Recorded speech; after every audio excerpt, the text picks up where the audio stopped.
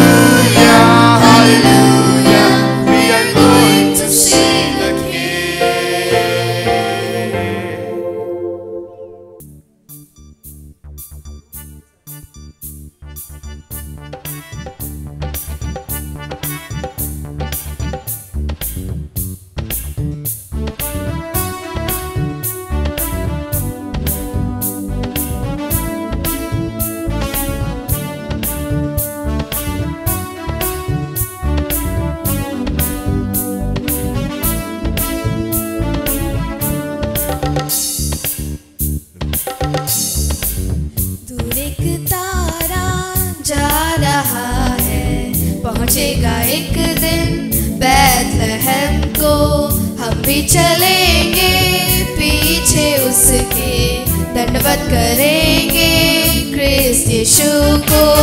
दूर एक तारा जा रहा है, पहुंचेगा एक दिन बैतलहम को, हम भी चलेंगे पीछे उसके, दंडवत करेंगे क्रिस्त यीशु को।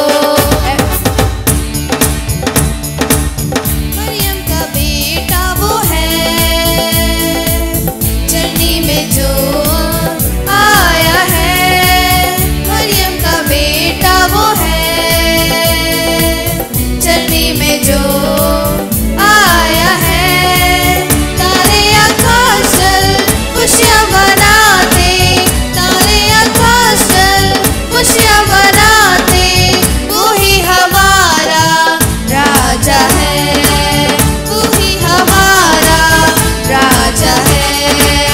दूर एक तारा जा रहा है, पहुंचेगा एक दिन बैतलहम को, हम भी चलेंगे पीछे उसके, दंडवत करेंगे क्रिस्त यीशु को। दूर एक तारा जा रहा है, पहुंचेगा एक दिन बैतलहम को, हम भी चलेंगे पीछे उसके, दंडवत करेंगे क्रिस्त यीशु को। आया बचाने को हमें, डूबे थे जब हम पापों में, आया बचाने को हमें, डूबे थे जब हम पापों में। ये बातें समझो मन को फिराओ, ये बातें समझो मन को फिराओ। क्यों आया जग में प्यारा मसीहा, क्यों आया जग में प्यारा मसीहा। दूर एक तारा जा रहा है, पहुंचेगा एक दिन बैतलहम को, हम भी चलेंगे पीछे उसके, दंडवत करेंगे क्रिस्त यीशु को। दूर एक तारा जा रहा है, पहुंचेगा एक दिन बैतलहम को, हम भी चलेंगे पीछे उसके, दंडवत करेंगे क्रिस्त यीशु को। आएगा फिर से मसीहा, चिन्हों को देखो पूरे होते, आएगा फिर से मसीहा, चिन्हों को देखो पूरे होते। न्याय करेगा आकर हमारा, न्याय करेगा आकर हमारा, न्याय का दिन अब निकट आया है, न्याय का दिन अब निकट आया है।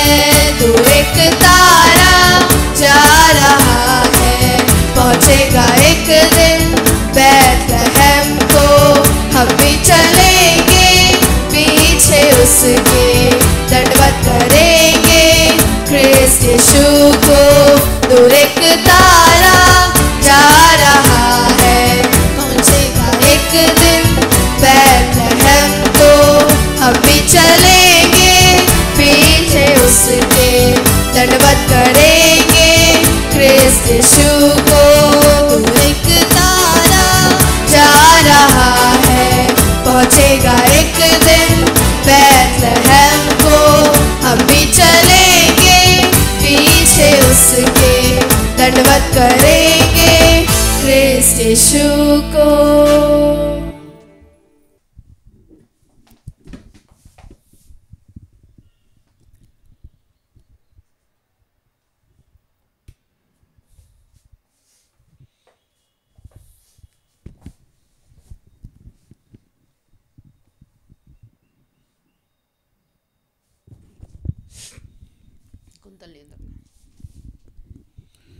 ஹல்லேலூயா. உங்கள் அனைவருக்கும் இனிய இயேசுவின் பிறந்தநாள் வாழ்த்துக்களை தெரிவித்துக் கொள்கிறோம். आप सबों को यीशु मसीह की जन्मदिन की मुबारक हो। கர்த்தர் உங்களை ஆசீர்வதிப்பாராக. ये वो परमेश्वर आप सभी को आशीषित करें। நம்ம எல்லாரும் கொண்டாட்டத்துக்குள்ள இருக்கிறோம். हम सब एक जश्न में हैं। உண்மையாகவே அது ஒரு பெரிய கொண்டாட்டம் தான். सचमुच में वो एक बड़ा एक त्योहार ही है। நாம் நினைத்து பார்த்தால் நம்முடைய எண்ணத்திற்கு அது மேலான காரியமா இருக்கிறது. यदि हम सोच भी नहीं कर सकते हैं उतना ऊंची कार्य है। ஆமென். आमीन। எடுத்து வாசிப்போம். आइए वचन को ध्यान दें। கலாத்தியர் 4ஆம் அதிகாரத்துல 4ஆம் வசனத்தை வாசிக்கிறோம். गलातियों की पत्री अध्याय 4 का वचन 4 को हम ध्यान दें। தமிழ்ல 5வது வசனம். காலம் நிறைவேறின போது ஸ்ரீடத்துக்கு பிறந்தவரும் நியாயப்பிரமாணத்துக்கு கீழானவருமாகிய தம்முடைய குமாரனை देवन अनुपिनार। परंतु जब समय पूरा हुआ तो परमेश्वर ने अपने पुत्र को भेजा जो स्त्री से जन्मा और व्यवस्था के आधीन उत्पन्न हुआ। आमीन। आमीन। காலம் நிறைவேறின போது जब समय पूरा हुआ। அப்போ ஒரு சரியான நேரத்துல தான் இயேசு பிறந்திருக்கிறார்। यानी बिल्कुल एक उचित समय पर ही यीशु मसीह की जन्म हुई। அந்த ஒரு வினாடி கூட முன்னாடியும் இல்ல ஒரு வினாடி கூட பின்னாடியும் இல்ல। यानी एक क्षण भर भी आगे या ना पीछे था। அப்ப தேவன் தம்முடைய குமாரனுக்கே ஒரு காலத்தை நியமித்து வைத்திருக்கிறார் என்றால் यानी परमेश्वर ने अपने पुत्र के लिए ही एक समय को उन्होंने नियुक्त कर रखा है तो அவரை நம்பின பிள்ளைகளுக்கும் தேவன் அதினதின் காலத்தில் அவர் நேர்த்தியாய் செய்கிற தேவனாய் இருக்கிறார்। जो कई उनके ऊपर विश्वास करते हैं उन बच्चों के लिए भी परमेश्वर अपने अपने समय पर सब कुछ पूरा करते हैं। आमीन। आमीन। காலம் நிறைவேறின போது जब समय पूरा हुआ உங்களுக்கும் அந்த காலம் நிறைவேறுகிற நாட்கள் வரப்போகிறது। आपके लिए ऐसा एक वक्त आ रही है। आमीन। आमीन। அதிசயங்கள் பிறப்பிக்கும் நேரம் यानी अद्भुत उत्पन्न होने वाला है। அற்புதங்கள் தொடங்கும் நேரம் यानी अद्भुत उत्पन्न होने वाला है। ஜெபங்கள் கேட்கப்படுகிற நேரம் आपका सारी प्रार्थनाएं सुनी जा रही कि ऐसा वक्त है। ஏனென்றால் என்னுடைய காலங்கள் எல்லாம் கர்த்தருடைய கரத்தில் இருக்கிறது। क्योंकि मेरा समय मेरा भविष्य यहोवा के हाथों में है। எத்தனையோ காரியங்களுக்கு நீங்க வெயிட் பண்ணிருப்பீங்க।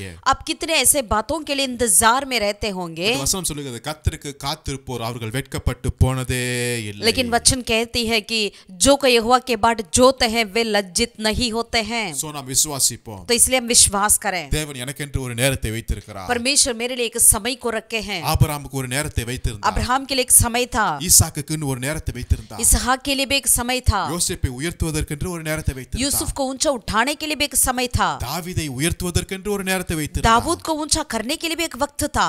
ஆமென்। आमीन। நிச்சயம் நம்மளுக்கு வைக்க மாட்டாரா?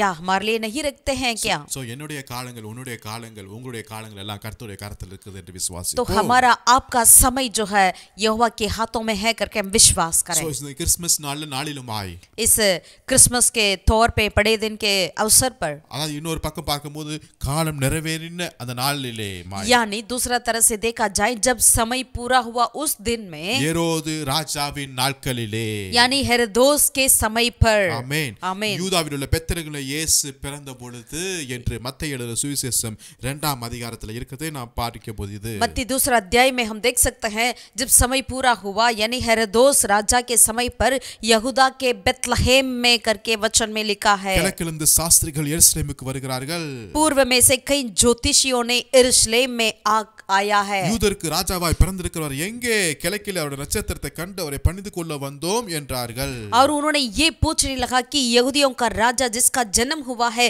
वो कहाँ है, क्योंकि हमने पूर्व में उसका तारा देखा है और उसको प्रणाम करने आए हैं। 2ஆம் அதிகாரம் 5ஆம் வசனத்தில் வாசிக்கிறோம்। मत्ती दूसरा अध्याय 5वें आयत में पढ़ते हैं அவர்கள் யூதாவில் உள்ள பெத்லகேமிலே பிறப்பார் என்றார்கள்। और उन्होंने उससे कहा यहूदिया के बेतलहेम में उनकी जन्म हुई करके लिखा है करके कहते थे। யூதா தேசத்தில் உள்ள பெத்லகேமே யூதாவின் பிரபுக்களில் சிறியதல்ல। हे बेतलहेम जो यहूदा के देश में है तू किसी रीति से यहूदा के अधिकारियों में सबसे छोटा नहीं। என் ஜனமாகிய இஸ்ரவேலை ஆளும் பிரபு உன்னிடத்திலிருந்து புறப்படுவார் என்று தீர்க்கதரிசனால் எழுதப்பட்டிருக்கிறது। क्योंकि तुझ में से एक अधिपति निकलेगा जो मेरी प्रजा इजराइल की रखवाली करेगा करके लिखा है। आमीन। आमीन। இந்த தீர்க்கதரிசன புத்தகத்தில் எழுதப்பட்டிருக்கிறது। ये कौन सा भविष्यवक्ता की किताब में लिखा हुआ है? இயேசுவின் பிறப்பை குறித்து எத்தனையோ தீர்க்கதரிசிகள் எழுதியிருக்கிறார்கள்। प्रभु यीशु मसीह के जन्म के बारे में कितने भविष्यवक्ता ने भविष्यवाणी की। அதுல மீகா 5:2 நம்ம வாசிக்கும்போது उसमें से मीका का 5 का दूसरा आयत में जब हम पढ़ते हैं அவர் சொல்லுகிறாரு, वो कहते हैं எப்பிராத்தா என்னப்பட்ட பெத்லகேமே। वो यूं कहते हैं कि हे बेतलेहेम एफ्राथा, எப்ராத்தா எனப்பட்ட பெத்லகேமே. हे बेतलेहेम एफ्राथा। எப்ராத்னா என்னன்னு பார்க்கிறோம். एफ्राता मतलब क्या है? அதோட அர்த்தம் என்னவென்றால் சாம்பல் குவியலா இருக்கிற இடமா இருந்துச்சா. उसका अर्थ क्या है? वो राख से भरा हुआ स्थान है। சாம்பல் குவியலா இருந்த இடம் தான் எப்ராத்தா. यानी राख को वहां पर भरे रहता है, वही स्थान था एफ्राता। ஆனா அதனுடைய அந்த மீனிங் அப்படியே இயேசுடைய பிறப்புக்கு அப்புறம் மாறுகிறது. அது வந்து ஒரு கனி தருகிற ஒரு இடமாய் மாறுகிறது. लेकिन वो अर्थ जो है यीशु मसीह के जन्म के बाद वो बदल जा रही है, यानी फल देने वाला स्थान के रूप में बदल जाती है। ஒருவேளை ஏன் சாம்பல் அதிகமா இருந்திருக்கும்? ஒருவேளை அங்க போர் நடந்திருக்கலாம், பிரச்சனைகள் நடந்திருக்கலாம், அக்கினியால சுட்டெரிக்கப்பட்டிருக்கலாம். அப்படிப்பட்ட ஒரு சாம்பலான ஒரு இடமா இருந்தது. கர்த்தர் இப்பொழுது கனி கொடுக்கிற இடமாய் கர்த்தர் இதை மாற்றிருக்கிறார். எப்ராத்திலிருந்து அது பெத்லகேமாய் மாறுகிறது. எப்ப இயேசு பிறந்த அந்த நாளிலே वो एफ्राता में क्यों राख भरा रहता है? शायद युद्ध ज्यादा वहां होता होगा या जलाया जाता होगा चीजों को, तो इसीलिए वो स्थान एफ्राता जो है राखों से भरा हुआ था। लेकिन वही स्थान यीशु मसीह के जन्म के बाद वो फल देने वाला स्थान बदल गया, कारण वहां पर यीशु मसीह ने उस एफ्राता को बेतलेहेम के रूप में बदल दिया, यानी फल देने वाला स्थान बदल दिया है। எப்ராத்தா எனப்பட்ட பெத்லகேமே, யூதாவில் உள்ள ஆயிரங்களுக்குள்ளே சிறியதா இருந்தும் இஸ்ரவேலை ஆளப் போகிறவர் உன்னிடத்திலிருந்து புறப்பட்டு என்னிடத்தில் வருவார் என்று எழுதப்பட்டிருக்கிறது. हे बेतलेहेम एफ्राता, यदि तू ऐसा छोटा है कि यहूदा के हजारों में गिना नहीं जाता, तो भी तुझ में से मेरे लिए एक पुरुष निकलेगा जो इजरायलियों में प्रभुता करने वाला होगा, और उसका निकलना प्राचीन काल से वरन अनादि काल से होता आया है। எப்ராத்தாவை எப்படி பைபிள் அறிமுகப்படுத்துகிறது?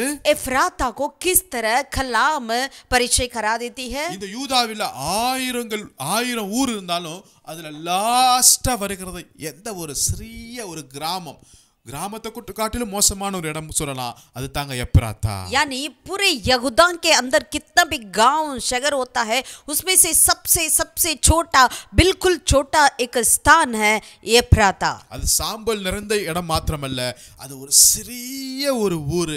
ஆனா அந்த இடத்திலிருந்து தான் இயேசு புறப்பட்டு வருகிறார். वो राख से केवल भरा हुआ स्थान ही नहीं, वरन वो सबसे छोटा स्थान था, लेकिन उस स्थान में से मेरा प्रभु यीशु मसीह की जन्म हुई। Hallelujah, hallelujah. உங்க வாழ்க்கை கூட இப்படி இருக்கலாம். यदि आपका जीवन भी ऐसा हो सकता है, சாம்பலை போல இருக்கலாம், यानी राख के समान, அல்லது உங்களுடைய பிறப்பு, உங்களுடைய கல்வி, உங்களுடைய அனுபவம் எல்லாம் ஒரு சிறியதாய் காணப்படலாம். या आपका जन्म, आपकी पढ़ाई या आपका जो भी अनुभव सब कुछ बिल्कुल छोटा क्यों ना हो, சொல்வதற்கு ஒன்று பெருசா இல்ல என்று நீங்க நினைக்கலாம். या आप ये भी सोच सकते हैं अरे मेरे बारे में कहने के लिए कुछ भी नहीं है करके। பட் நான் ஒன்னு சொல்ல முடியும், लेकिन आपसे एक बात कहना चाहता हूं, காலம் நிறைவேறின போது, जब समय पूरा हुआ, உங்களிடத்தில் இந்த அற்புதங்கள் அதிசயங்களை கர்த்தர் எழும்ப பண்ண போகிறார். आपके अंदर से परमेश्वर अद्भुत को, चिन्हों को, चमत्कार कार्य को उत्पन्न करेंगे। Hallelujah, hallelujah. மேரியுடைய லைஃபை நீங்க பார்க்கிறோம்.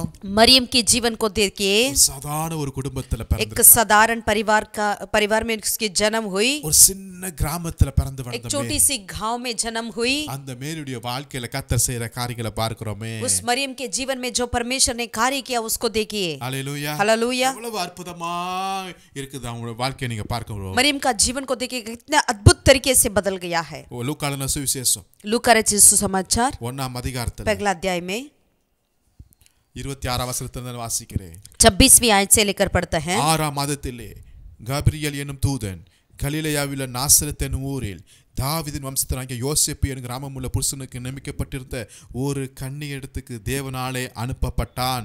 அந்த கன்னிகையின் பேர் மரியா. 6वें महीने में परमेश्वर की ओर से जिब्राइल स्वर्गदूत गलील के नासरत नगर में एक कुंवारी के पास भेजा गया, जिसकी मंगनी यूसुफ नाम दाऊद के घराने के एक पुरुष से हुई थी। उस कुंवारी का नाम मरियम था। அவள் இருந்த வீட்டின் தேவதூதன் பிரவேசித்து, கிருபை பெற்றவளே வாழ்க, கர்த்தர் உன்னுடனே இருக்கிறார், ஸ்திரீகளுக்குள்ளே நீ ஆசீர்வதிக்கப்பட்டவள் என்றார். और स्वर्गदूत ने उसके पास भीतर आकर कहा, आनंद और जय तेरी हो, जिस पर ईश्वर का अनुग्रह हुआ है, प्रभु तेरे साथ है। இந்த வாழ்த்துதல் எங்க இருந்து வருகிறது? ये बधाइयां कहां से मिल रहा है? வசனம் சொல்லுகிறது, वचन में लिखा है, தேவனால அனுப்பப்பட்டவன் சொல்லுகிற வார்த்தையா இருக்கிறது. यानी परमेश्वर के ओर से भेजा गया व्यक्ति के द्वारा हुआ है. நான் நினைக்கிறேன் அதுவரையும் மரியாளை எத்தனை பேர் வாழ்த்திருப்பாங்களோ எனக்கு தெரியல. उस समय तक पता नहीं मरियम को कितने लोग बधाइयां बताते होंगे करके. ஆனா எப்ப இந்த இயேசுவை சுமக்க ஆரம்பித்தாலோ வாழ்த்துதல் பரலோகத்திலிருந்து வர ஆரம்பிக்கிறது. लेकिन जिस समय ने उन्होंने यीशु मसीह को अपने गर्भ में धारण करने के लिए शुरू हुआ है उसी वक्त से स्वर्ग से उनकी बधाइयां आ रही है. ஆமென். आमीन. மனிதர்கள் நம்மளை வாழ்த்தலாம் என்ன வேணாலும் சொல்லிட்டு போட்டுங்க. मनुष्य हमें बधाइयां बता सके या कुछ भी करने दीजिए. ஆனா ஒரு வாழ்த்துதல் எனக்கு பரலோகத்திலிருந்து கிடைக்க போகிறது. लेकिन मेरे लिए एक बधाइयां स्वर्ग में से मिलने वाला है. அது மனுஷனுடைய வாழ்த்துதல் மாதிரி இல்ல, அது உண்மையான வாழ்த்துதலா இருக்கு. वो एक इंसान के जैसा नहीं वरन वो बिल्कुल सच्चाई होती है. அது கிருபை நிறைந்த வாழ்த்துதலா இருக்கிறது. वो अनुग्रह से भरा हुआ होती है. உண்மையான கிறிஸ்மஸ் எது தெரியுங்களா? वो सचमुच का क्रिसमस क्या होता है? எப்ப நம்ம இயேசுவை சுமக்குறோமோ அதுதாங்க. जिस समय हम यीशु मसीह को हम अपने अंदर हम उठाकर चलते हैं उसी है सच्चाई का क्रिसमस. ஹalleluya. हालेलुया. இன்னைக்கு நான் தான் ஒரு மரியாளா இருக்கிறேன். आज मैं ही एक मरियम हूँ. இந்த உலகத்திற்கு இந்திய பட்டணத்துக்கு இந்த டெல்லி பட்டணத்துக்கு இயேசுவை சுமந்து செல்கிற ஒரு மரியாளாய் பரலோகம் என்னை सेलेक्ट பண்ணிருக்கிறது என்று நான் விசுவாசிக்கிறேன். हम विश्वास करते हैं इस दिल्ली शहर के लिए हमारे भारत के लिए यीशु मसीह को उठाकर हम जाने वाले एक मरियम आप और हम हैं. நிச்சயமாய் மரியாள் வீடு ஒரு சாதாரண வீடா இருந்திருக்கலாம். हो सकता है मरियम का घर कितना भी एक साधारण घर क्यों ना हो. அந்த வீட்ல மனுஷர்கள் வருவதற்கு கூட வெட்கப்பட்டிருக்கலாம்ங்க. उस घर के भीतर मनुष्य आने के लिए भी वो लज्जित पाते क्यों ना हो. பட் நான் ஒன்னு சொல்றேன். लेकिन हम ये कहना चाहते हैं உங்க வீட்டுக்குள்ள பரலோகம் நுழைய போகிறது. आपके घर के भीतर स्वर्ग आने वाली है. தேவ தூதர்கள் இறங்குகிறவர்களாய் காணப்பட स्वर्ग दूत उतर कर आने वाले हैं. பரலோகத்தின் செய்தி உங்க வீட்டுக்குள் உண்டாக போகிறது. यानी स्वर्ग का खुशखबरी आपके घर के भीतर होने वाली है. பரலோகத்திலிருந்து தேவ கிருபை உங்க மேல இறங்குகிறது. स्वर्ग में से परमेश्वर का अनुग्रह आपके घर के भीतर उतर कर आने वाली है. கர்த்தர் உன்னோடு கூட இருக்கிறார். परमेश्वर आपके साथ है. நீ ஆசீர்வதிக்கப்பட்டவள். तू परमेश्वर से आशीषित पाया हुआ हूँ. ஹalleluya. हालेलुया. ஒருவேளை மரியாளுக்கே புரியல இந்த வாழ்த்துதல் எப்படிப்பட்டதோ என்று கலங்குகிறாள். मरियम को ही पता नहीं था ये अभिनंदन कैसा है करके. அந்த அளவுக்கு உங்களால புரியாத அளவுக்கு நீங்க யோசித்து பார்க்க முடியாத அளவுக்கான ஒரு ஆசீர்வாதம் பரலோகத்திலிருந்து உங்க வீட்டை நோக்கி வந்து கொண்டிருக்கிறது. यानी आप सोच भी नहीं कर सकते हैं आपको समझ में भी नहीं आएगा ऐसा एक आशीर्वाद स्वर्ग में से आपके घर के भीतर आने वाली है. எப்ப? कब? நான் இயேசுவை சுமக்கும்போது. जिस वक्त में यीशु मसीह को अपने गर्भ में अपने जीवन में मैं जीवन में रखती हूँ. வசனம் 30ல சொல்லப்பட்டிருக்கிறது. वचन 30 में लिखा है தேவதூதன் அவளை நோக்கி மரியாளே பயப்படாதே. स्वर्गदूत ने उससे कहा हे मरियम भयभीत ना हो தேவனிடத்தில் கிருபை பெற்றிருக்கிறாய். क्योंकि परमेश्वर का अनुग्रह तुझ पर हुआ है. கிருபை மேல கிருபைங்க. यानी अनुग्रह से और अनुग्रह. எப்ப? कब? நான் இயேசுவை சுமக்கும்போது. जिस समय में यीशु मसीह को मैं अपने जीवन में रखती हूँ. ஏன்? क्यों? ஏவாள் மூலமாய் இந்த உலகத்துல சின் வந்தது. ஆனா இந்த மரியாள் மூலமாய் இந்த உலகத்துல சன் வரப்போகிறார். हव्वा के द्वारा इस संसार में सिन आया पाप आया है लेकिन मरियम के द्वारा इस संसार में सन उत्पन्न हुआ है यानी पुत्र उत्पन्न हुआ है. அப்ப நான் இயேசு என்கிற தேவ குமாரனை சுமக்க சுமக்க தேவ கிருபை மேல கிருபை எனக்கு மேல பெருகி கொண்டே இருக்கிறது. यानी जितना मैं यीशु मसीह को अपने जीवन में रखती हूँ उतना परमेश्वर का अनुग्रह मेरे जीवन में बढ़ती जाती है. நான் ஒரு கேள்வி கேட்கறேங்க. आपसे एक सवाल करना चाहते हैं இந்த மேரி ஏதாவது ஒரு பெரிய சர்மன் ஏதாவது பண்ணிருக்காங்களா? क्या ये मरियम ने कभी कुछ बड़ा सा प्रचार की है? ஒருவேளை அந்த ஆலோசனை சங்கத்துல போய் தேவாலயத்துல போய் பிரசங்கம் பண்ணிருக்காங்களா? या उन्होंने उस आराधनालय में जाकर वहां पर किसी को प्रचार की है? ஏதாவது அற்புதங்கள் அடையாளங்கள் பண்ணிருக்காங்களா? या कुछ अद्भुत उन्होंने किया है? ஏதாவது தீர்க்க தரிசனம் சொல்லி இருக்காங்களா? या कुछ भविष्यवाणी की है क्या? ஏதாவது மிஷனரி டிராவல் பண்ணிருக்காங்களா? या कोई मिशनरी यात्रा की है? ஏதாவது நிருபங்கள் எழுதி இருக்காங்களா? या कुछ पत्रियां लिखी है क्या? எதுவுமே எழுதல. कुछ नहीं. பட் ஒண்ணே ஒன்னு செஞ்சிருக்காங்க. लेकिन एक बात को उन्होंने किया. இது உலகத்துக்கு தேவையான சன்னை தேவ குமாரனை அவர்கள் சுமக்க ஆரம்பித்து விட்டார்கள். यानी उन्होंने क्या किया, इस संसार के लिए जो जरूरी था उस पुत्र को, सन को उन्होंने अपने गर्भ में धारण किया है. ஆமென். हालेलुया. நம்ம லைஃப்ல நான் என்னால தீர்க்க தரிசனம் சொல்ல முடியல, நான் அற்புதங்கள் அடையாளங்கள் செய்ய முடியல, எனக்கு மைக் கிடைக்க மாட்டேங்குது, எனக்கு அந்த சந்தர்ப்பம் வாய்ப்பு கிடைக்கல என்று எத்தனையோ காரியங்கள் நீங்க சொல்லி கொண்டு டைம் வேஸ்ட் பண்ணாதீங்க. இப்ப சரியான டைம் வந்திருக்கு. இயேசுவை சுமக்கிற நேரம் வந்து விட்டது. आप ये मत कहकर अपने समय को खराब मत करिएगा, मेरे लिए माइक नहीं मिलता, मैं कुछ भविष्यवाणी नहीं कर पाती, मैं कुछ अद्भुत नहीं कर पाती, मैं ये नहीं कर पाती, वो नहीं कर पाती करके.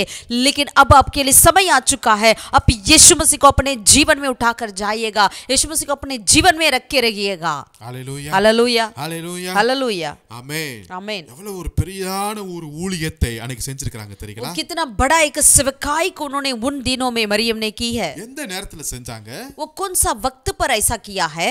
ஏரோதின் நாட்களிலே हेरोदोस के समय पर मरियम இயேசுவை சுமக்க ஆரம்பித்தார்கள். यीशु मसीह को अपने जीवन में उन्होंने स्वीकार किया है. ஏரோது ராஜா தான் மோசமான ஒரு ராஜாங்க. हेरोदोस राजा इतना खराब राजा था. ஆமா, ரோம அந்த டைம்ல ரொம்ப ஒரு மோசமான ஒரு ராஜா, ஒரு டார்க் பீரியட் அந்த டைம்ல தான் இருந்துச்சுங்க. यानी एक अंधकार का समय पर, रोमियों के उस अंधकार के समय पर इतनी बुरा भयंकर एक राजा कह सकते हैं, वो हेरोदोस राजा था. சூழ்நிலை சரியில்லாத ஒரு நாட்கள்.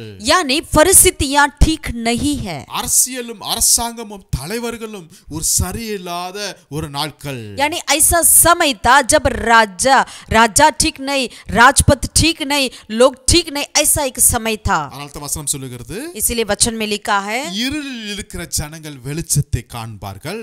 वचन में लिखा है, जो अंधकार में है वे लोग रोशनी को देखेंगे. அப்ப இயேசு எப்ப சுமக்க ஆரம்பித்தால், यानी मरियम ने कब यीशु मसीह को अपने जीवन में स्वीकार करी या अपने जीवन में धारण की? இருளான நேரத்திலே, यानी जब अंधकार से भरा हुआ கஷ்டமான था, நேரத்திலே, यानी एक कष्ट के समय में था, கடினமான நேரத்திலே, एक कठिनता के समय पर था, சூழ்நிலைகள் சரியில்லாத நேரத்திலே, यानी जबकि परिस्थितियां बिल्कुल ठीक ही नहीं है. அப்பதானங்க இயேசு தேவை. उसी समय में ही यीशु मसीह की जरूरत है ना. இருள தானங்க வெளிச்சம் வேண்டும். यानी अंधकार में ही रोशनी की जरूरत है ना. அநீதி நேரத்துல தானே நீதி வேண்டும். जब अन्याय होता है तभी ही हमें न्याय की जरूरत होती है. வியாதியஸ்து இருக்கும்போது தானங்க மருத்துவர் வேண்டும். जब बीमार होता है तभी ही डॉक्टर की जरूरत होती है. சரியான நேரத்துல यानी सही समय पर இயேசுவை சுமக்க ஆரம்பிக்கிறார். उन्होंने यीशु मसीह को ले जाने लगा. ஹalleluya. हालेलुया. ஏரோது ராஜா அப்படிப்பட்ட ராஜா மாத்திரமல்ல, உபத்திரவம் கொடுக்கிற ஒரு ராஜா. हेरोदोस राजा इतना ही नहीं, वो उपद्रव भी दिया करता था. நமக்கு தெரியும், हम जानते हैं. அப்போஸ்தலர் புத்தகத்துல அந்த சந்ததி வருகிறது, ஏரோதுடைய சந்ததி வருகிறது நான் பாருங்க. यानी प्रेरितों की किताब में हेरोदोस की पीढ़ी के बारे में लिखा हुआ है. யோவானுக்கு விரோதமாய் மாத்திரமல்ல, இவன் யாக்கோபை பிடித்தான், பேதுருவை பிடிக்கிறார். அப்போஸ்தலருக்கு விரோதமாய் தீங்கு செய்கிற ஒரு தலைவர். यानी उन्होंने पतरस को पकड़ा, याकूब को पकड़ा, यानी परमेश्वर के लोगों के विरोध कार्य करने वाला एक व्यक्ति था हेरोदोस. அந்த நேரத்துல தான் उसी वक्त पे मरियम, இயேசுவை சுமக்க ஆரம்பிக்கிறார். उसी वक्त पर ही मरियम ने अपने गर्भ में यीशु मसीह को उन्होंने धारण किया है. ஆமென். हालेलुया. இந்த நேரத்துல நாம் இயேசுவை சுமக்கிறதுக்கு நாம் ரெடியா இருக்கிறோமா? क्या ऐसा समय पर हम भी यीशु मसीह को अपने जीवन में ले जाने के लिए हम तैयार हैं? ஹalleluya. हालेलुया. இந்த காரியம் மரியாளுக்கு புரிஞ்சே இருக்காது உண்மையில சொல்லப்போனா. शायद ये बातें मरियम को कभी समझ नहीं आता होगा. இப்பதான் அங்க மேரேஜுக்காக பேசிட்டு இருக்காங்க. यानी उसी वक्त ही उनकी एंगेजमेंट हुई है, शादी वादी के लिए बातें चल रही है. கற்பனை பண்ணி பாருங்களேன். आप दरअसल कल्पना कर देखिएगा, வெட்டிங் அங்க கார்டு பிரிண்ட் பண்ணிருப்பாங்க. जैसे उन्होंने शादी का कार्ड प्रिंट किया होगा. நம்மலாம் என்ன செய்வோம், நம்ம ஃபேமிலில வெட்டிங்க்கு முன்னாடி அதெல்லாம் ஆயத்த பண்ணிருப்பாங்க. जैसे हम अपने परिवार में करते हैं, शादी के पहले जो सारी तैयारियां उन्होंने भी किया होगा. அந்த நேரத்துல வந்து இந்த விஷயம் வருகிறது பரலோகத்துல இருந்து. यानी ऐसे वक्त पर ये समाचार स्वर्ग में से उनके पास आ पहुंची है. மரியாள் கேக்குறாங்க, நான் புருஷனை அறியேனே, இது எப்படி ஆகும்னு கேக்குறாங்க. मरियम ने पूछा, ये कैसा होगा, मैं तो पुरुष को नहीं जानती. ஆமா, சாராளுக்கு கர்த்தர் குழந்தை கொடுத்தாரு, ஆனா திருமணம் ஆயிருந்தாங்கல்ல. साराई के लिए बच्चा पैदा तो हुआ है, लेकिन उसकी शादी तो हुई. அன்னாளுக்கும் கர்த்தர் கிருபையாய் கொடுத்தாரு, திருமணமாக இருந்தாங்க. हन्ना के लिए भी बच्चा हुआ था, लेकिन उनकी भी शादी उस समय तो हो चुकी थी, ஆனா இங்க எதுவுமே இல்லையே. लेकिन यहाँ पर ऐसा कुछ बात ही नहीं. 35ஆம் வசனத்துல தேவதூதன் சொல்லுகிறார் அவளுக்கு பிரதியுத்தரமாக, பரிசுத்த ஆவி உன்மேல் வரும், உன்னதமானுடைய பலன் உன்மேல் நிழலிடும், ஆதலால் உன்னிடத்தில் பிறக்கும் பரிசுத்தம் உள்ளது தேவனுடைய குமாரன் எனப்படும். 35वीं आयत में स्वर्गदूत कहते हैं कि पवित्र आत्मा तुझ पर उतरेगा और परम प्रतान की सामर्थ्य तुझ पर छाया करेगी, इसीलिए वह पवित्र जो उत्पन्न होने वाला है परमेश्वर का पुत्र कहलाएगा. பரிசுத்த ஆவி என்மேல் வரும். ஆமென். पवित्र आत्मा मुझ पर उतर आएंगे. ஹalleluya. हालेलुया, ஹalleluya. हालेलुया. 120 பேர் அப்போஸ்தலர்கள் மேல் வீட்டில ஜெபிக்கிறார்கள். 120 लोग प्रेरितों ने, जो चेलों ने मिलकर ऊपर मंजिल पर प्रार्थना कर रहे थे. 10 நாளா ஜெபிக்கிறாங்க இந்த பரிசுத்த ஆவியானவர். यानी 10 दिन तक वो पवित्र आत्मा के लिए प्रार्थना कर रहे थे. பெந்தேகோஸ்தே நாள் வரை ஜெபிக்கிறார்கள். यानी पेंतकोस के दिन तक उन्होंने प्रार्थना में लगे रहे. இங்க பார்க்கிறோம் வித்தியாசமான ஒரு காரியம் மரியாளுக்கு நடக்குது. यहाँ कुछ और बातों को देखते हैं कुछ अलग तरीके से. இது எப்படி ஆகும் சொல்லும்போது ஆன்சர் வருகிறது, இது எப்படி ஆகும்னா பரிசுத்த ஆவி உன்மேல் வரும், எல்லாமே ஆகும். ये क्यों कर होगा करके जब वो पूछ रही थी तो उन्होंने कहा जब पवित्र आत्मा तुम पर उतर आएगा तब होगा. இயேசுவை சுமக்க ஆரம்பிச்சிட்டேனா, अगर हम यीशु मसीह को अपने ले जाने चाहेंगे तो நான் பரிசுத்த ஆவியோட நிழலில் கீழ் கண்ட்ரோலுக்குள்ள நான் வந்துட்டேன் என்று அர்த்தம். हम पवित्र आत्मा के अधीनता में आ चुके हैं. ஆமென். आमेन. நான் எப்படி இத யோசேப்புக்கு நான் விளக்கி சொல்லுவேன்? इस कार्य को मैं किस तरीके से यूसुफ को बताऊंगी, எங்க அம்மா அப்பாக்கு நான் எப்படி விளக்கி मैं சொல்லுவேன்? अपने माँ बाप को कैसे बताऊंगी, எங்க சமுதாயத்துக்கு நான் எப்படி விளக்கி சொல்லுவேன்? या अपनी समुदाय के लोगों को कैसा ये बातों को बताऊंगी, இதுவும் கேள்வி, இது எப்படி ஆகும்? ये कैसा होगा. பரிசுத்த ஆவியின் மேல் நிழலிடும். लेकिन पवित्र आत्मा मुझ पर उतरेगा. ஹalleluya. हालेलुया. ஆவியானவர் எல்லாவற்றையும் பார்த்து கொள்வார். क्योंकि पवित्र आत्मा सब कुछ संभालेंगे. யோசேப்பை எப்படி மாத்தணும் அவர் यूसुफ பார்த்து கொள்வாரு. को कैसा समझाना है वो संभालेंगे. என் பேரண்ட்ஸ் எப்படி இத விளக்கி சொல்லணும் ஆவியானவர் பார்த்துக்குவார். मेरी माँ बाप को कैसे इन बातों को बताऊंगी वो पवित्र आत्मा संभालेंगे. என் சமுதாயத்தில் இருக்கிற ஜனங்களை என்னை எப்படி பார்ப்பாங்க எல்லாம் அவர் பார்த்துக்குவார். मेरी समुदाय के लोग किस तरह मुझसे व्यवहार करेंगे वो परमेश्वर संभालेंगे पवित्र आत्मा. செய்வதெல்லாம் ஒண்ணே ஒண்ணு. बस मैं एक ही कार्य करूंगी. 38ஆம் வசனத்துல 38 में மரியாள் சொல்றாங்க, मरियम कहती थी, இதோ நான் ஆண்டவருக்கு அடிமை, देख मैं உம்முடைய வார்த்தையின்படி எனக்கு ஆக கடவது என்றார். देख मैं प्रभु की दासी हूँ, मुझे तेरे वचन के अनुसार हो. ஆமென். आमेन. உம்முடைய வார்த்தையின்படி எனக்கு ஆக கடவது. तेरे वचन के अनुसार मुझे हो. அந்த விசுவாசம் மரியாளுக்குள்ள இருந்துச்சு. यानी ऐसा विश्वास मरियम के अंदर था. ஆமென். आमेन. இதே தேவதூதன் இப்ப சகரியா எலிசபெத் வீட்டுக்கு போகிறாரு. यही स्वर्गदूत अब जकरिया और एलिशबा के घर पर गए थे. அங்கேயும் ஒரு வாழ்த்துதல் ஒரு நல்ல காரியம் சொல்லும்போது वहां पर भी उन्होंने बधाइयां बताती एक अच्छी बातों को कह रहे थे. ஆனா இதை சகரியாவால் ஏற்றுக்கொள்ள முடியல. लेकिन जकरिया ने इन बातों को नहीं समझ पाया. அவ்வளவு ஒரு சீனியர் பாஸ்டர் வெச்சுங்களேன். मानिएगा वो एक बहुत ही सीनियर पासवान है, ஊழியம் செய்கிற மனுஷன். यानी सेवकाई करने वाला व्यक्ति. ரெண்டு பேரும் நல்ல வயதானவர்கள். दोनों इतने बुढ़ापे में थे. எல்லா கற்பனைகள் நியாயங்களை படித்தவர்கள். सारे कल्पनाओं को आज्ञाओं को वो जानते थे, पालन किया करते थे. ஆனா அவர்களால வார்த்தையை விசுவாசிக்க ஏற்றுக்கொள்ள முடியல. लेकिन उन लोगों को इन परमेश्वर के शब्दों को ग्रहण नहीं कर पा रहे थे. இதனால சகரியாவுக்கு ஒரு பனிஷ்மென்ட் வர கிடைச்சிச்சு. इसके चलते जकरिया के लिए एक दंड भी मिला. ஆனா மரியா लेकिन मरियम என்ன சொல்றா? क्या कही? இதோ நான் ஆண்டவருக்கு அடிமை, देख मैं परमेश्वर का दास हूँ, உம்முடைய வார்த்தையின்படி எனக்கு ஆக கடவது.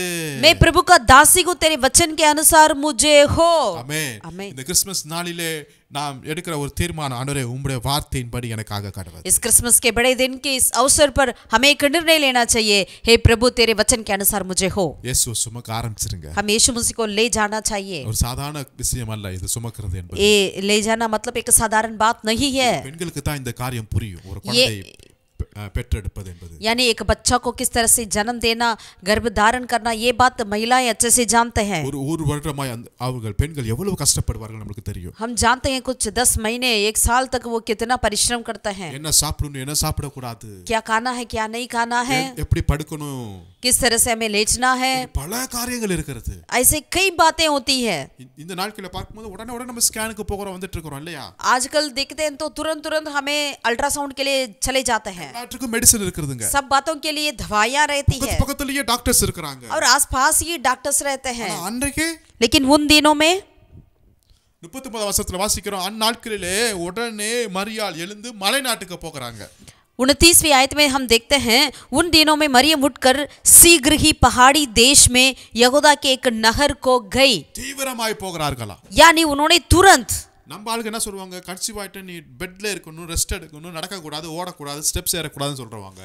हम लोग क्या कहते हैं, अगर कोई भी व्यक्ति गर्भवती हुई तो उसको हम ये कहते हैं तुझे सीढ़ी पर नहीं चढ़ना है, आराम करना चाहिए, बेड रेस्ट लेना है, कुछ काम नहीं करना है। ஆனா இங்க மரியாள் ரொம்ப வித்தியாசமா செய்றாங்க। लेकिन मरियम कुछ अलग तरीके से कार्य कर रही है। ஏனா சுமக்கிறது சாதாரண குழந்தை அல்ல, அது இயேசு। क्योंकि उनके गर्भ में था वो साधारण बच्चा नहीं था, वो प्रभु यीशु मसीह था। आमीन आमीन हालेलुया हालेलुया। நாம் இயேசுவை சுமந்திருக்கிறோம்। आज हम भी यीशु मसीह को धारण किए हैं। இன்னைக்கு தீவிரமாய் போக வேண்டிய நாட்களுக்குள்ள வந்திருக்கிறோம்। आज हम भी एक शीघ्र ही करने वाले के समय पर आ चुके हैं। சகரியாவின் வீட்டுக்குள் பிரவேசித்து எலிசபெத்தை வாழ்த்தினாள்। उन्होंने क्या की, जकरिया के घर पर जाकर इलिशबा को नमस्कार किया।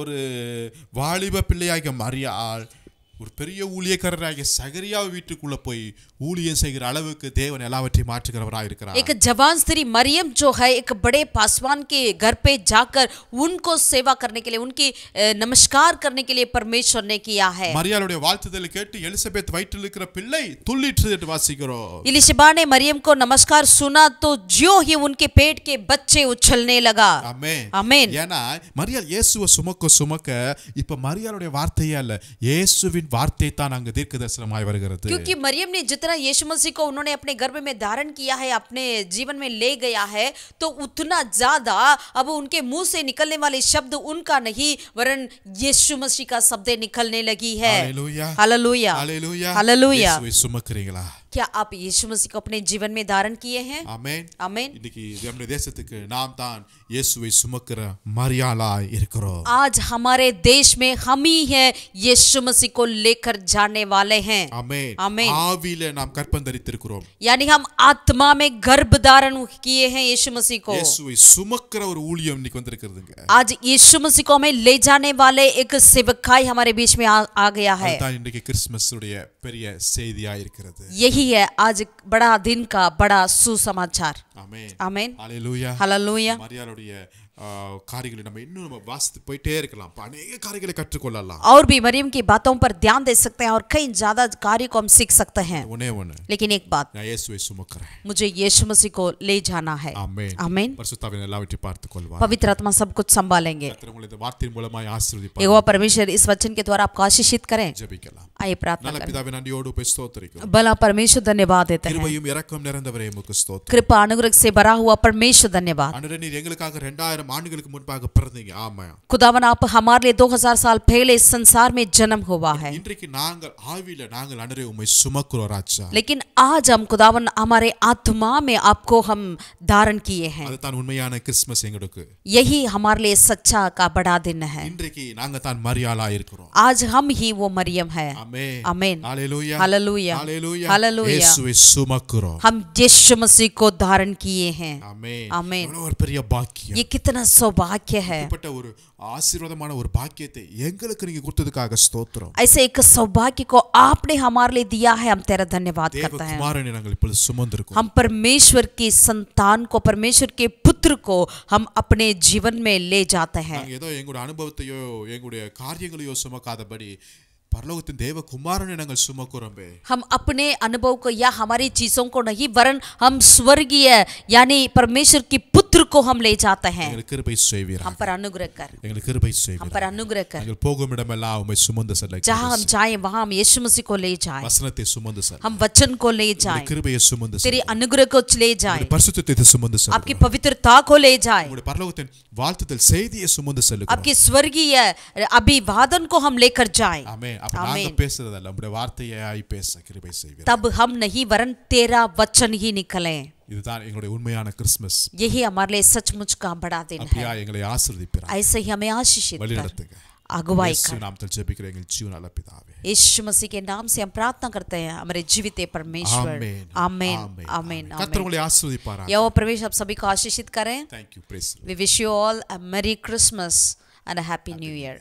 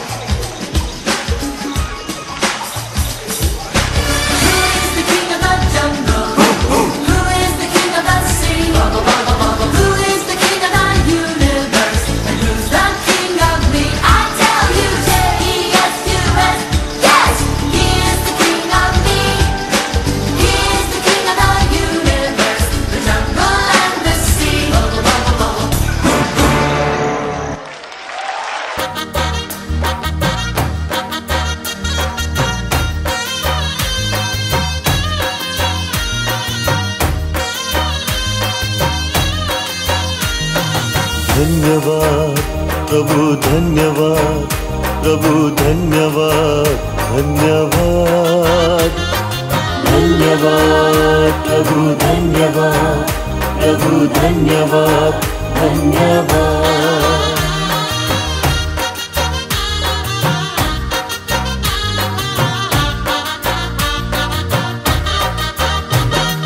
यीशु जब झील से पहाड़ पे गया,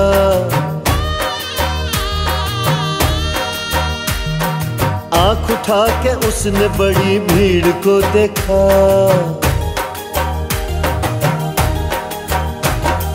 शागिर्द कहने लगे दिन है ढल गया, रुखसत करो इनको जाने दो खुदा। यीशु ने कहा इनको खाने को दो, कितना है तुम्हारे पास कहने लगे वो। 5 रोटी 2 मछलियाँ, 5 रोटी 2 मछलियाँ, 5 रोटी 2 मछलियाँ, 5 रोटी 2 मछलियाँ। धन्यवाद प्रभु धन्यवाद प्रभु धन्यवाद धन्यवाद धन्यवाद प्रभु धन्यवाद प्रभु धन्यवाद धन्यवाद।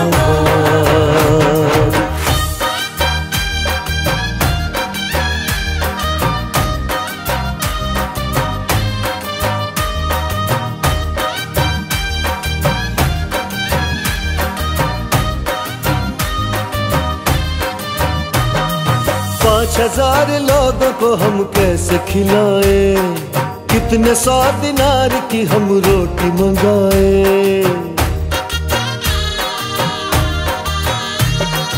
5000 लोगों को हम कैसे खिलाए, कितने 100 दिनार की हम रोटी मंगाए। डरते डरते फिर मगर किसी ने ये कहा, है यहाँ पे एक लड़का जिसके पास है 5 रोटी 2 मछलियाँ, 5 रोटी 2 मछलियाँ, 5 रोटी 2 मछलियाँ, 5 रोटी 2 मछलियाँ। धन्यवाद प्रभु धन्यवाद, यीशु धन्यवाद धन्यवाद धन्यवाद। धन्यवाद धन्यवाद।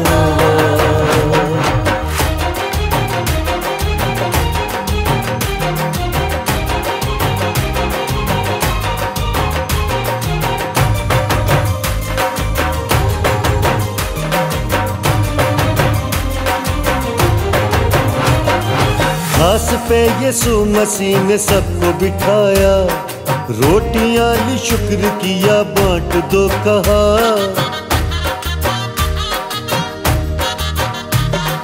घास पे यीशु मसीह ने सबको बिठाया, रोटियां ली शुक्र किया बांट दो कहा। पेट भर के सबने खाया खत्म ना हुआ, हो गए हैरान सारे देख मोजज़ा। 12 टोकरी बच गई जहाँ थी, 5 रोटी 2 मछलियाँ, 5 रोटी 2 मछलियाँ, 5 रोटी 2 मछलियाँ। धन्यवाद प्रभु धन्यवाद, प्रभु धन्यवाद धन्यवाद।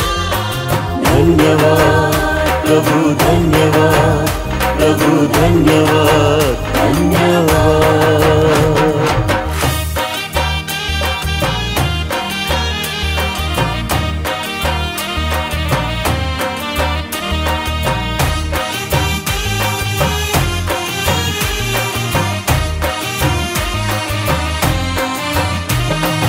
जीवन की रोटी के साथ खड़े थे, विश्वास कम था इसलिए वो डरे थे।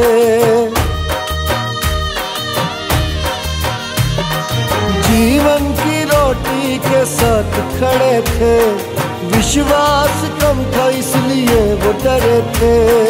यीशु के हाथों में दे दो हर बात, शक न करो करते रहो सिर्फ धन्यवाद। कुछ भी कमी न रह जाएगी, महिमा प्रभु की हो जाएगी। कुछ भी कमी न रह जाएगी, महिमा प्रभु की हो जाएगी। धन्यवाद बोलो धन्यवाद, बोलो धन्यवाद धन्यवाद। धन्यवाद प्रभु धन्यवाद, प्रभु धन्यवाद धन्यवाद। धन्यवाद तेरा धन्यवाद, धन्यवाद तेरा धन्यवाद। धन्यवाद तेरा धन्यवाद, धन्यवाद तेरा धन्यवाद।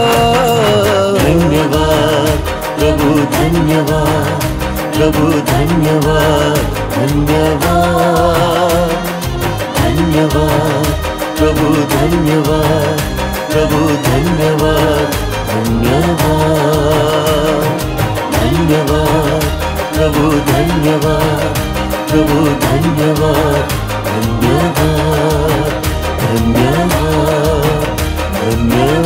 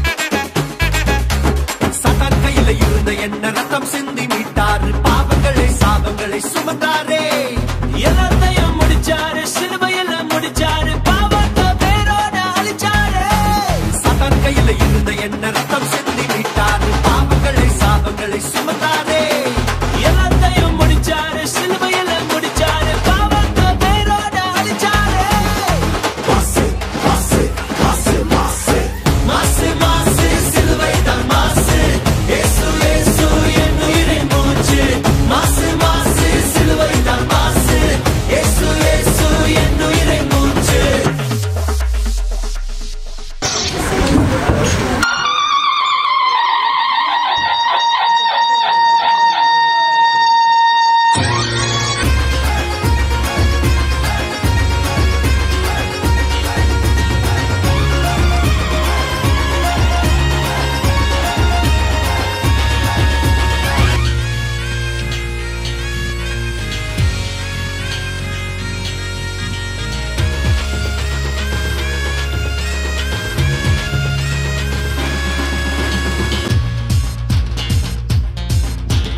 आया हूँ मैं यहाँ यीशु तेरे दरबार में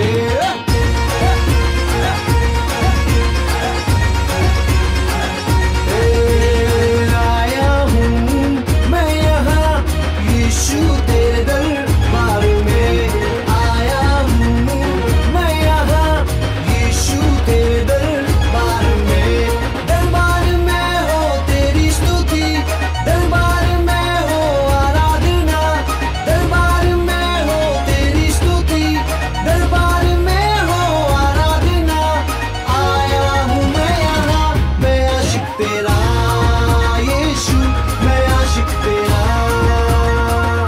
मैं आशिक तेरा यीशु मैं आशिक तेरा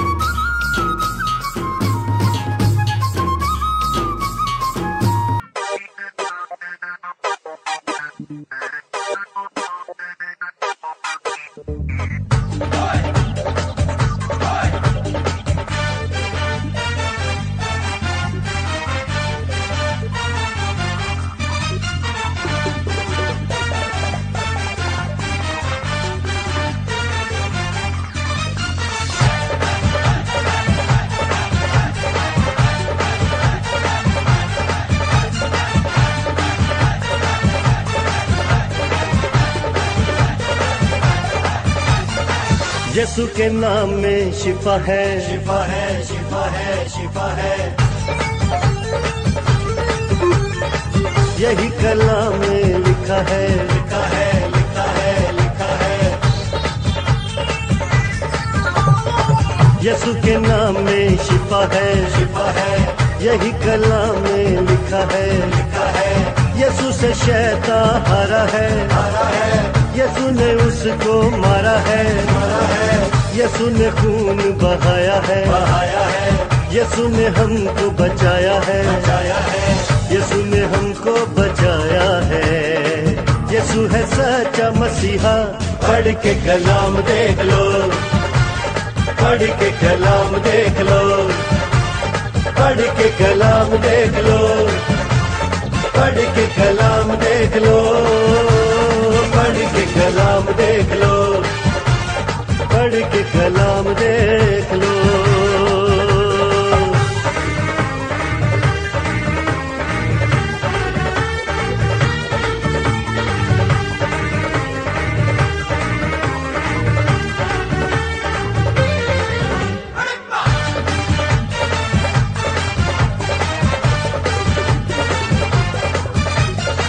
यीशु से डरती है बदरूह सारी यीशु से डरती है हर बीमारी यीशु से डरती है बदरूह सारी यीशु से डरती है हर बीमारी यीशु के प्यारो दुख से न हारो यीशु को सच्चे मन से पुकारो यीशु का वादा सच्चा है जो भी वो कहता है होता है, होता है। यीशु यहोवा राफा है, यीशु खुदा का है बेटा। पढ़ के कलाम देख लो, पढ़ के कलाम देख लो, पढ़ के वचन देख लो, पढ़ के वचन देख लो, पढ़ के कलाम देख लो, पढ़ के कलाम देख लो।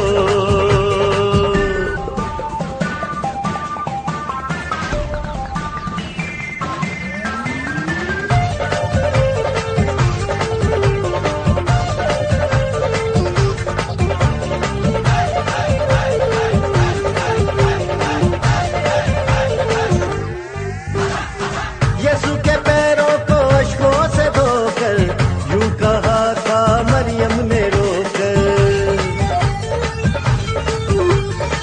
यीशु के पैरों को अश्कों से धोकर यूं कहा था मरियम ने रोकर। यहाँ अगर तू हैरान भी होता, हमारा भाई लाजर न मरता।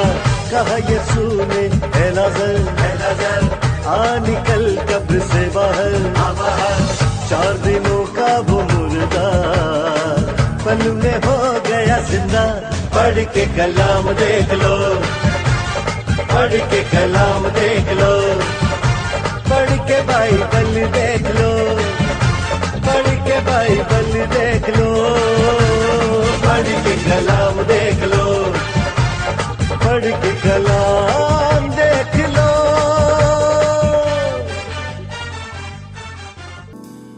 மாட்டு வண்டி பூட்டிக்கிட்டே போறவரே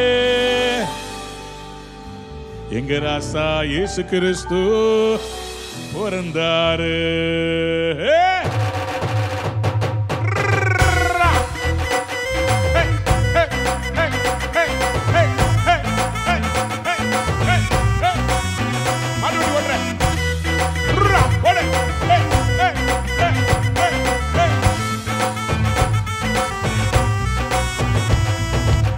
மாட்டு வண்டி பூட்டிக்கிட்டு போறவரே கேளும், நம்ம ராசா இயேசு கிறிஸ்து பிறந்தாரு. மாட்டு வண்டி பூட்டிக்கிட்டு போறவரே கேளும், நம்ம ராசா இயேசு கிறிஸ்து பிறந்தாரு. தந்தானா தந்தானா தந்தானே தானே தானே தந்தன்னா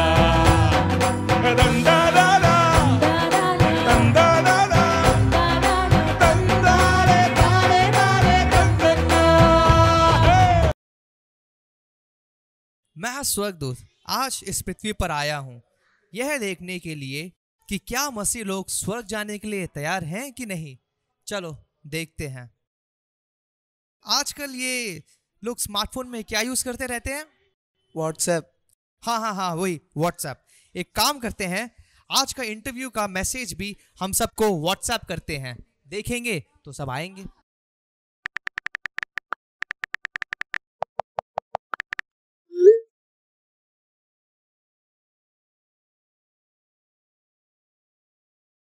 अरे यार, कितनी भूख लग रही है। हे प्रभु, कुछ खाने के लिए दो ना। जैसे आपने इस्राएलियों के लिए स्वर्ग से मन्ना उतारा था, मेरे लिए कम से कम एक लेग पीस तो उतारो ना। लोग कैसे कैसे वीडियोस बना रहे हैं, सब एक जैसे रील्स डाल रहे हैं, कितना मोनोटोनस हो गया है। मैं तो एक ऐसा वीडियो बनाऊंगी जिसमें मैं फेमस हो जाऊंगी। ओ गॉड, कुछ तो करो। अबे यार, ये नेट क्यों नहीं चल रहा? ये हर वक्त का यही प्रॉब्लम हो रखा है, पता नहीं नेट ही नहीं चलता आजकल।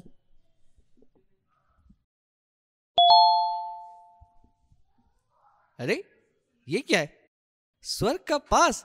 अरे परमेश्वर, आप कितने अच्छे हो, इतनी जल्दी मेरे लिए पास भेज दिया आपने। अभी मैं आता हूँ। Oh, ticket to heaven? Now it's time to be famous in heaven also.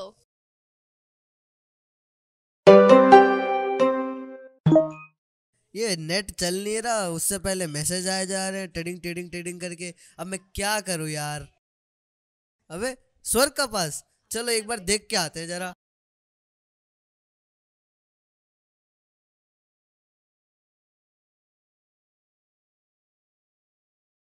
भैया, क्या यही इंटरव्यू चल रहा है? हाँ जी, ओटीपी। ये क्या चल रहा है? इतनी सारी लाइन लगी हुई है, कुछ तो अच्छा ही होगा। चलो मैं भी चलती हूँ।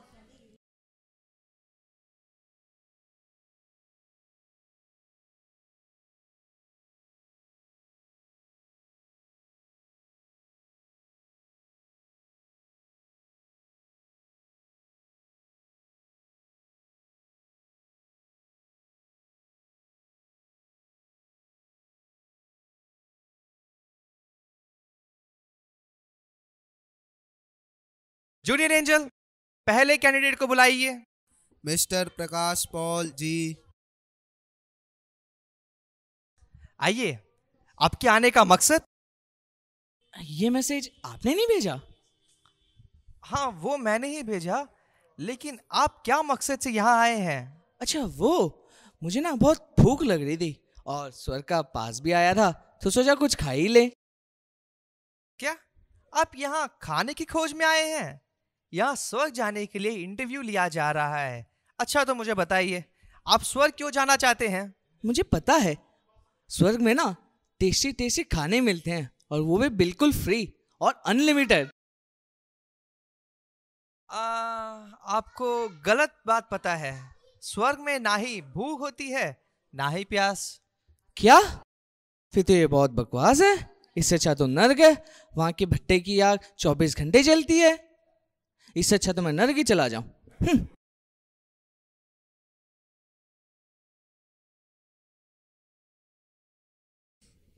मिस कृपा। आइए बताइए, आप स्वर्ग क्यों जाना चाहते हैं? वो अरे सुनो, बाहर ना एक बोर्ड लग रहा था और यहाँ अंदर भीड़ कितनी क्यों हो रही है? बताओ ना। कुछ खर्चा पानी लगेगा? देना पड़ेगा।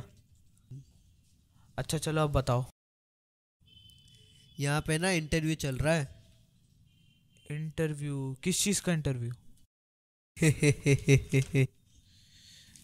लो अब बताओ।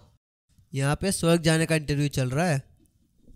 स्वर्ग जाने का इंटरव्यू? वैसे इंटरव्यू ले कौन रहा है? भाई रहने दो, समझ गया मैं। ऐसे तो मैं कंगाल हो जाऊंगा। मिस कृपा, आप जितना देर सोचने में लगाए उतने देर में तो पीछे 2 लोगों का ट्रांजैक्शन भी कंप्लीट हो गया। थोड़ा कृपा करें हम पे भी, जल्दी करें। मुझे मेरे पड़ोसी बिल्कुल पसंद नहीं है। मुझे उनसे पीछा छुड़ाना है। वो मेरी सफलता को देखकर मुझसे हमेशा जलते हैं, इसलिए मुझे उनसे पीछा छुड़ाकर स्वर्ग जाना है। कृपा, क्या आप भूल गए कि वचन में क्या लिखा है? तू अपने पड़ोसी से अपने समान प्रेम रखना। ऐसे व्यक्तियों से कोई भी प्रेम नहीं रख सकता। हाँ, धन्यवाद। आप जा सकते हैं।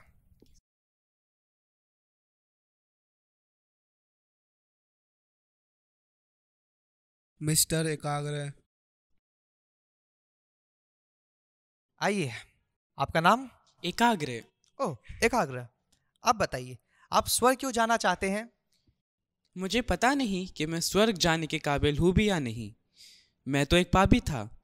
यीशु मसीह ने ही मुझे एक नया जीवन दिया।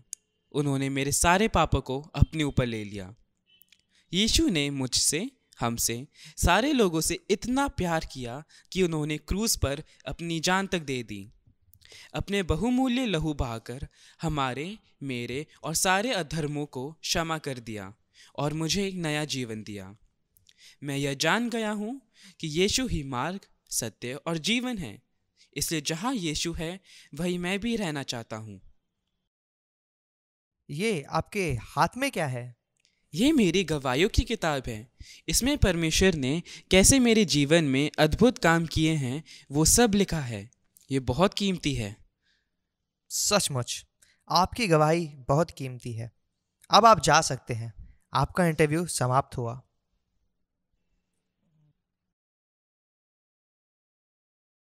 Mister John Lalinraj. Mister John Lalin Raj, हाँ, आप स्वर्ग क्यों जाना चाहते हैं? मैं स्वर्ग क्यों जाना चाहता हूँ? क्योंकि स्वर्ग को मेरे जैसे होनहार व्यक्ति की बहुत जरूरत है। होनहार, जरा स्पष्ट रूप से बताइए। ओ कम ऑन, आप तो जानते ही हैं मेरे बारे में सब कुछ। आप एंजल हैं, लेकिन फिर भी आप पूछते हैं तो मैं बता देता हूँ। मेरे पास कई सारी उपलब्धियां हैं। मेरे पास MA, MBA, M.Ed, M.Phil, MSc जैसी कई डिग्रियां हैं और 10 PhD भी हैं। मेरे पास धन दौलत पैसा मनी सब कुछ है। आपको पता है गूगल का नेक्स्ट CEO कौन है? कौन है? मैं, the one and only John Lelin Raj. अब बताइए आप कि ऐसे व्यक्ति को स्वर्ग नहीं तो और कहां जाना चाहिए? जी, मैं सहमत हूं कि आप बड़े होनहार हैं, लेकिन आपका रिकॉर्ड बता रहा है कि आपको अपने अचीवमेंट्स का बहुत घमंड है। और क्या आप जानते हैं वचन में क्या लिखा है कि सब मन के घमंडियों से यहोवा घृणा करता है और ऐसे लोग निर्दोष ना ठहरेंगे। घमंड तो मैं करता हूं, क्योंकि ये सब मैंने अपनी मेहनत से प्राप्त किया है। जॉन लेलिन राज, आपका इंटरव्यू यहीं समाप्त हुआ। आप जा सकते।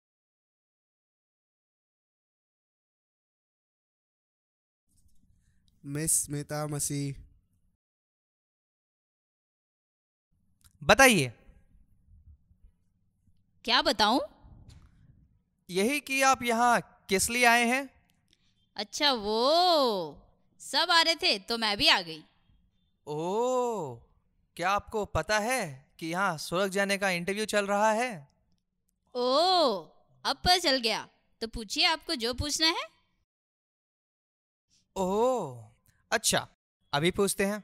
बताइए, आप स्वर्ग क्यों जाना चाहते हैं?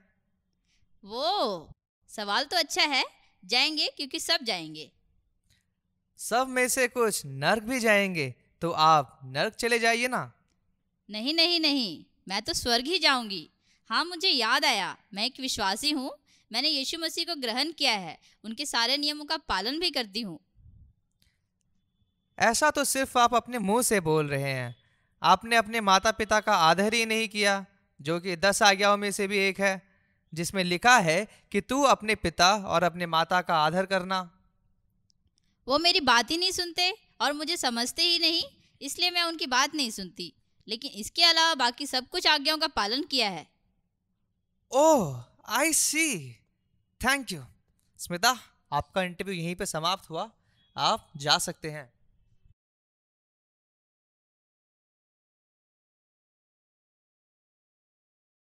मिस्टर कार्तिक। हाँ कार्तिक, बताइए, आप स्वर्ग क्यों जाना चाहते हैं? अरे वो तो मैं बहुत पवित्र हूं ना। अच्छा, थोड़ी देर पहले बाहर आपने अपवित्रता का एक काम किया था, उसका क्या? अरे वो तो उन्हें पैसों की बहुत जरूरत थी और यीशु मसीह ने भी तो कहा है हमें सबकी मदद करने के लिए। हाँ, कहा है, लेकिन घूस देकर किसी का मदद करने के लिए भी नहीं कहा। मैं जान गया आप कितने पवित्र हैं। अब आप जा सकते हैं।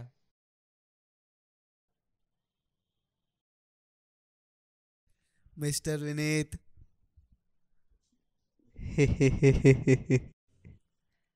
आप ये कैसे खेल रहे हैं? यहाँ तो नेटवर्क ही नहीं मिलता।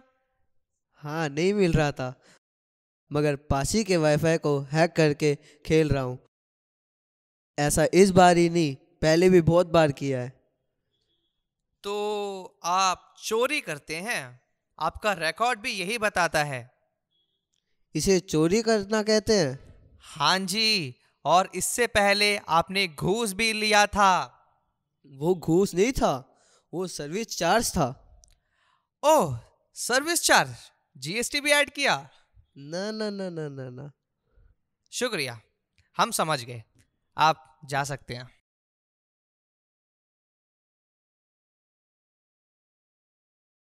मिस सेल्वकनी। हे गाइस, मैं हूं आपकी दोस्त सेल्वकनी। आज का व्लॉग बहुत ही डिफरेंट होने वाला है, क्योंकि मैं आज एक बहुत ही स्पेशल जगह पर आई हूं, जो कि है स्वर्ग का इंटरव्यू देने। ये देखिए, जूनियर एंजल, हाय बोलिए। चलो अब हम अंदर चलते हैं। ये हैं हमारे एंजल, जो कि मेरा इंटरव्यू लेने वाले हैं। हाय एंजल। अरे किसको भेज दिया? मिस सेल्वकनी। अयो। ओके गाइस, अब मेरा इंटरव्यू स्टार्ट होने जा रहा है। बताइए, आप स्वर्ग क्यों जाना चाहते हैं? वो एक्चुअली ना मेरा और स्वर्ग का लाइफस्टाइल एकदम सेम टू सेम है। मैं भी बहुत रिच हूँ और स्वर्ग भी। वहाँ तो सोने की सड़कें भी है ना, आई नो दिस। और मैंने ना अपने व्लॉग में गॉस्पेल के बारे में भी बताया है। अच्छा, लेकिन मेरे रिकॉर्ड के अनुसार तो आपने एक भी वीडियो में सुसमाचार के बारे में नहीं बताया। वो ना एक्चुअली मैं लाइव जाती हूँ और उसमें मेरे किसी फ़ैन का सवाल आ जाता था, तो उसका जवाब देने में मैं बहुत बिज़ी हो जाती थी, जिस वजह से मैं सुसमाचार सुनाना भूल जाती थी। लेकिन मैंने कोशिश ज़रूर की है। हाँ, आपने कोशिश जरूर की है। जैसे आप सुसमाचार सुनाना भूल गए, वैसे ही यीशु आपको भूल गए तो? ओह जीसस, मुझे पता है वो मुझे कभी नहीं भूल सकते। I know about him. हाँ, बात तो आपकी ठीक है। ठीक है, आपका इंटरव्यू यहीं समाप्त हुआ, अब आप जा सकते हैं। मैं स्वर्ग तो जा रही हूँ ना? वो आपको अभी पता चल जाएगा। Okay, thank you. So guys, यहीं पर मेरा इंटरव्यू समाप्त होता है। अब मिलेंगे स्वर्ग में। बाय। Junior angel.